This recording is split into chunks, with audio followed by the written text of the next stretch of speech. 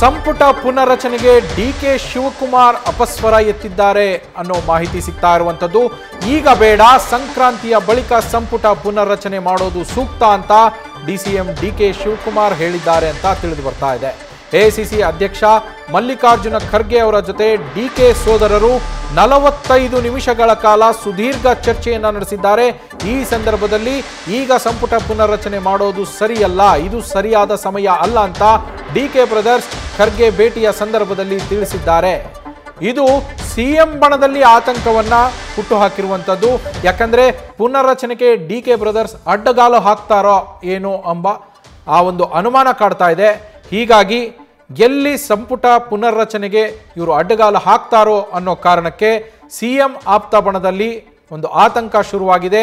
ಇನ್ನು ಯಾಕೆ ಈ ಸಂದರ್ಭದಲ್ಲಿ ಸಂಪುಟ ಪುನರ್ರಚನೆ ಮಾಡೋದು ಸೂಕ್ತ ಅಲ್ಲ ಅನ್ನೋದಕ್ಕೆ 5 ಕಾರಣಗಳನ್ನು, ಪಂಚ ಕಾರಣಗಳನ್ನು ಡಿಕೆ ಶಿವಕುಮಾರ್ ಅವರು ಹೈಕಮಾಂಡ್ ಮುಂದೆ ಇಟ್ಟಿದ್ದಾರೆ. ಪಂಚ ಕಾರಣಗಳ ಜೊತೆಯಲ್ಲಿ ತಮ್ಮ ಅಭಿಪ್ರಾಯವನ್ನ ಹೈಕಮಾಂಡ್ಗೆ ಡಿಕೆ ಶಿವಕುಮಾರ್ ತಿಳಿಸಿದ್ದಾರೆ.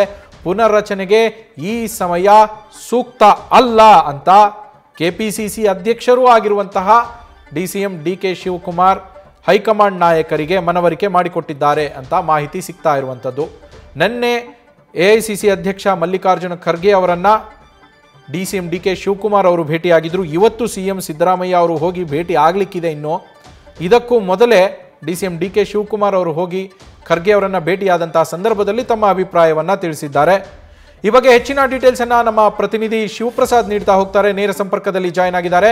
ಶಿವಪ್ರಸಾದ್, 5 ಕಾರಣಗಳ ಜೊತೆ ಈ ಸಮಯ ಸೂಕ್ತ ಅಲ್ಲ ಪುನರ್ರಚನೆಗೆ ಅಂತ ಡಿಸಿಎಂ ಡಿಕೆ ಶಿವಕುಮಾರ್ ಖರ್ಗೆ ಅವರಿಗೆ ಹೇಳಿದ್ದಾರಂತೆ. ಆ 5 ಕಾರಣಗಳೇನು, ಯಾಕೆ ಈ ಸಮಯ ಸೂಕ್ತ ಅಲ್ಲ ಶಿವಪ್ರಸಾದ್?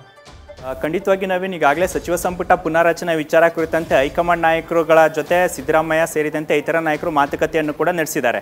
ಈ ಸಂದರ್ಭದಲ್ಲಿ ಎಐಸಿಸಿ ಅಧ್ಯಕ್ಷ ಮಲ್ಲಿಕಾರ್ಜುನ್ ಖರ್ಗೆ ಜೊತೆ ಮಾತನಾಡಿ ಅಂತಕ್ಕಂಥ ಸೂಚನೆಯನ್ನು ಖುದ್ದು ರಾಹುಲ್ ಗಾಂಧಿ ಅವರು ನೀಡಿದ್ದಾರೆ. ಈ ಸಂದರ್ಭದಲ್ಲಿ ಡಿಸಿಎಂ ಡಿಕೆ ಶಿವಕುಮಾರ್ ಅವರು ಕೂಡ ಕೆಪಿಸಿಸಿ ಅಧ್ಯಕ್ಷರಾಗಿರೋದ್ರಿಂದ ತಮ್ಮ ಅಭಿಪ್ರಾಯವನ್ನು ಪ್ರಸ್ತುತ ಈ ಸಂದರ್ಭದಲ್ಲಿ ಸಚಿವ ಸಂಪುಟ ಪುನಾರಚನೆ ಸೂಕ್ತವಲ್ಲ ಎಂಬತಕ್ಕಂಥ ಅಭಿಪ್ರಾಯವನ್ನು ಕೂಡ ಹೈಕಮಾಂಡ್ ಗಮನಕ್ಕೆ ತಂದಿದ್ದಾರೆ.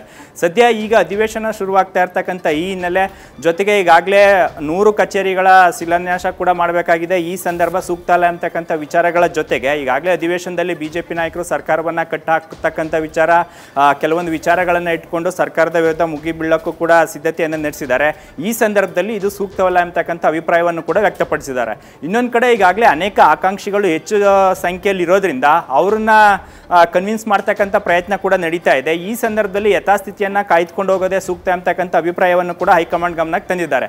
ಸಂಕ್ರಾಂತಿ ನಂತರ ಈ ವಿಚಾರ ಕುರಿತಂತೆ ಇನ್ನಷ್ಟು ಸುದೀರ್ಘವಾಗಿ ಸಮಾಲೋಚನೆಯನ್ನ ಮಾಡಿ ಯಾವ್ಯಾವೆಲ್ಲ ಸಚಿವರನ್ನ ಕೈ ಬಿಡಬೇಕು ಅಂತಕ್ಕಂಥ ವಿಚಾರ, ಅಂದರೆ ಸಚಿವ ಸಂಪುಟ ಪುನಾರಚನೆ ಆದಂಥ ಸಂದರ್ಭದಲ್ಲಿ ಯಾವ್ಯಾವ ಸಚಿವರನ್ನ ಕೈ ಬಿಡಬೇಕು ಅಂತಕ್ಕಂಥ ವಿಚಾರ ಕುರಿತಂತೆ ಸಚಿವರು ಮತ್ತೆ ಈಗಾಗಲೇ ಜಾಸ್ತಿ ಜನ ಹೆಚ್ಚಿನ ಸಂಖ್ಯೆಯಲ್ಲಿ ಈಗಾಗಲೇ ಸಚಿವ ಸಂಪುಟ ಸೇರಲೇಬೇಕು ಎಂಬತಕ್ಕಂಥ ನಿಟ್ಟಿನಲ್ಲಿ ಅನೇಕ ಶಾಸಕರು ತಮ್ಮದೇ ಆದಂಥ ಲಾಬಿಯನ್ನು ಶುರು ಮಾಡಿರೋದ್ರಿಂದ ಅವ್ರ ಜೊತೆನೂ ಕೂಡ ಮಾತನಾಡಿ ಎಲ್ಲರನ್ನೂ ಕೂಡ ಕನ್ವಿನ್ಸ್ ಮಾಡಿ ನಂತರ ಸಚಿವ ಸಂಪುಟ ಪುನಾರಚನೆ ಮಾಡೋಣ ಎಂಬತಕ್ಕಂಥ ನಿರ್ಧಾರಕ್ಕೂ ಕೂಡ ಡಿಸಿಎಂ ಡಿಕೆ ಶಿವಕುಮಾರ್ ಅವರು ಬಂದಿದ್ದಾರೆ.